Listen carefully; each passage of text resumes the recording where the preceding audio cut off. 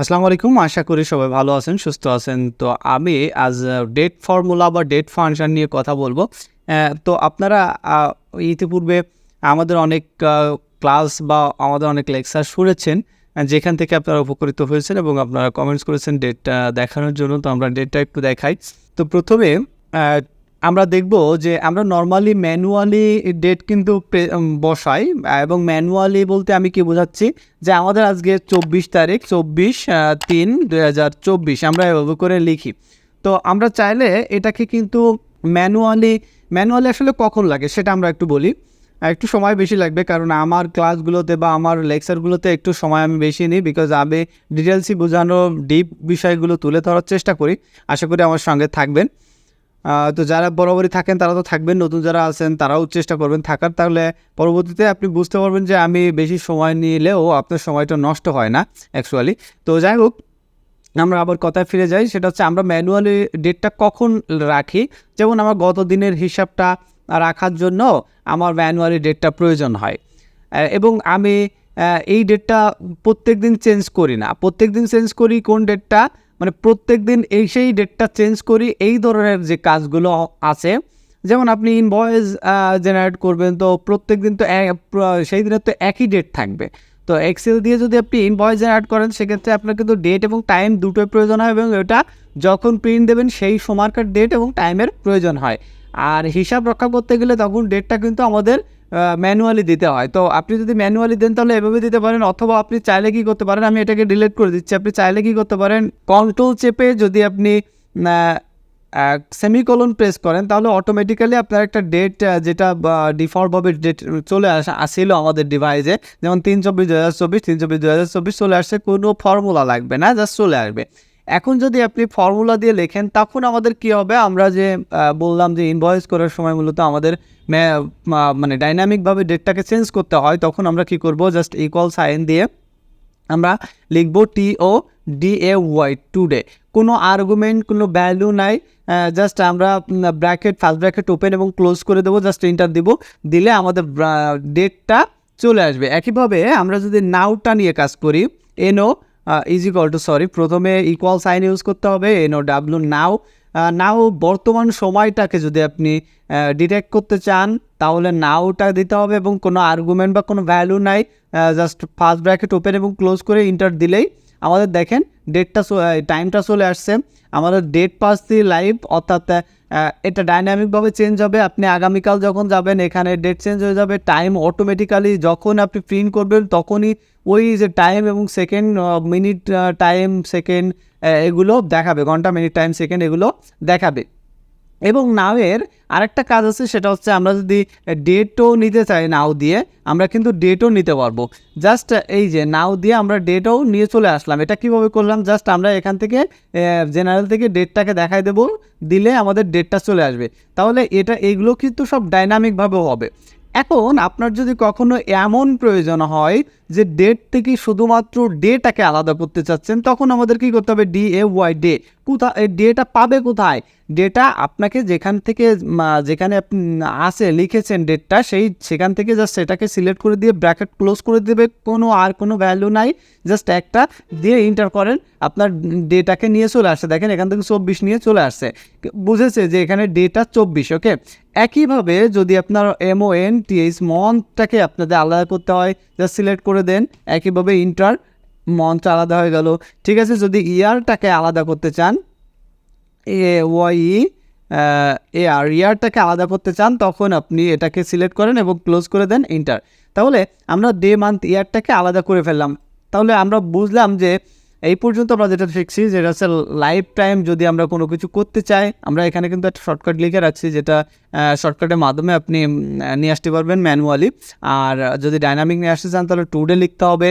যদি আপনি নাও দিয়ে টাইমটাকে নিতে চান তাহলে আপনাকে নাও লিখতে হবে, এবং নাও দিয়ে যদি ডেট নিতে চান তাহলে নাও লিখে এখান থেকে ডেট ফরম্যাটটা চেঞ্জ করে দিতে হবে। আর আমরা যদি শুধুমাত্র ডেটাকে নিতে চাই তাহলে আমাদের ইকুয়াল সাইন দিয়ে কোথা থেকে ডেটাকে কল করব বা কাউন্ট করব সেটা সেই সেলটাকে দেখা দিতে হবে। একইভাবে মান্থ, একইভাবে ইয়ারটা সেম। আমরা যদি সেম ডেটটাকে বারবার রিপিট করতে চাই আমরা নাও বা টাইম টুডে না লিখে জাস্ট রিপিট করতে চাই, তাহলে জাস্ট এখানে ক্লিক করলে আমাদের এখানে চলে আসবে এটা।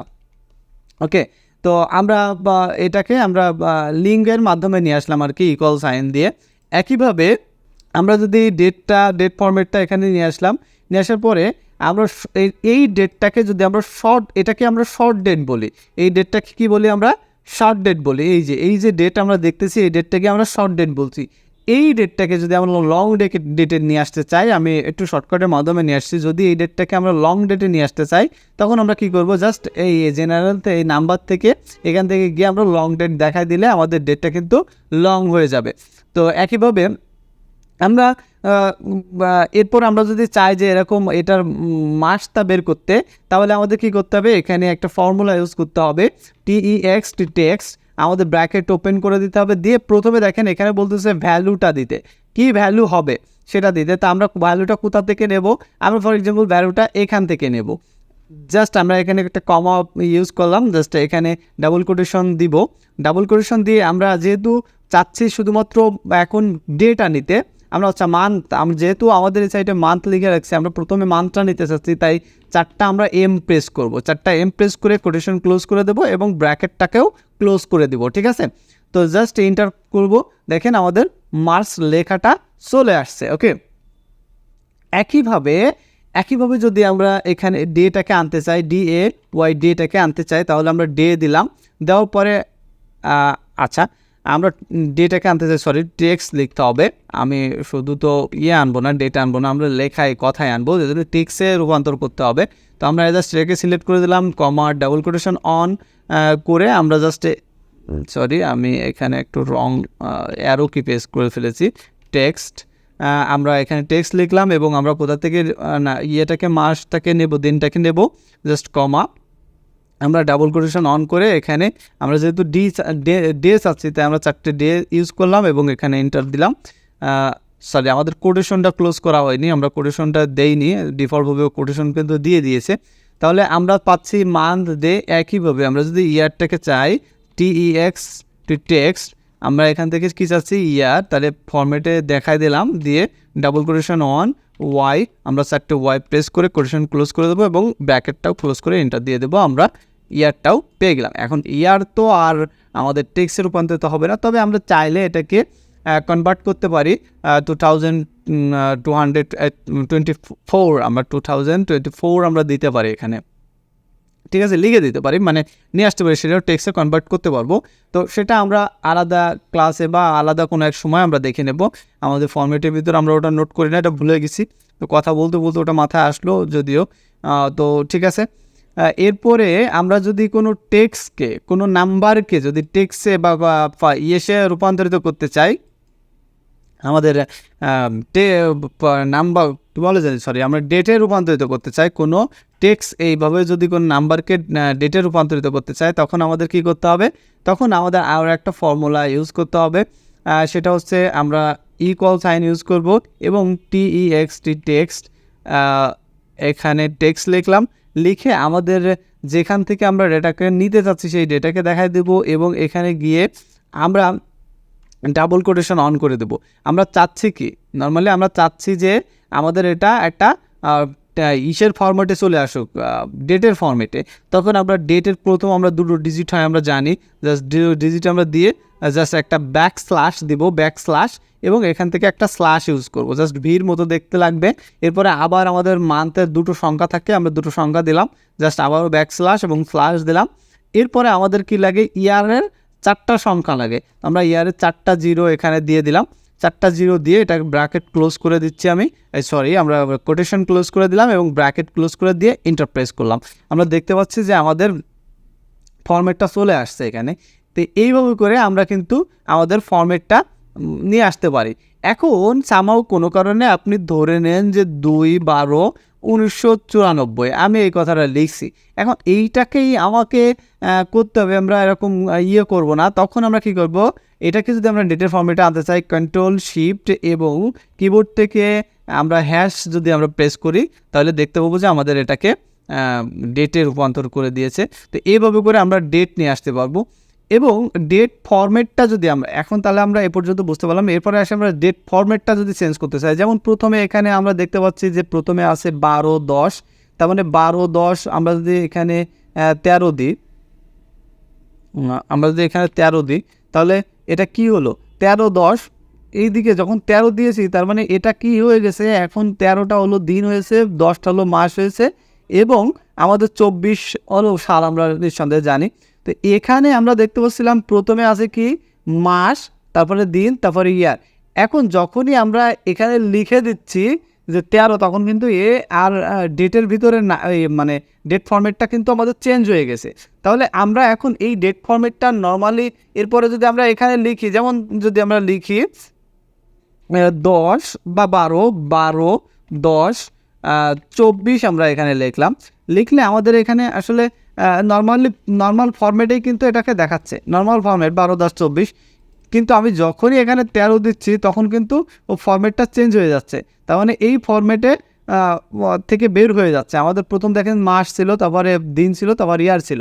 এখন এইটাকে আমরা করতে গেলে আমাদের কি করতে হবে, আমরা যদি কন্ট্রোল অন প্রেস করি, কন্ট্রোল অন কিবোর্ড থেকে কন্ট্রোল অন প্রেস করি, বা কন্ট্রোল অন প্রেস করতে হবে। এখান থেকে গিয়ে আমাদের দেখতে পাচ্ছি মান্থ, ডে, ইয়ার রয়েছে।